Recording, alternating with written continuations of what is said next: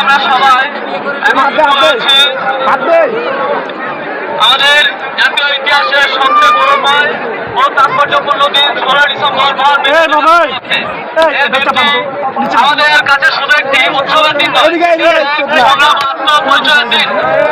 1971 সালের এই দিনে দীর্ঘ 9 মাসের রক্তক্ষয়ী মুক্তিযুদ্ধের মাধ্যমে বাংলাদেশ একটি স্বাধীন ও সার্বভৌম রাষ্ট্র হিসেবে বিশ্বের বুকে আত্মপ্রকাশ করে।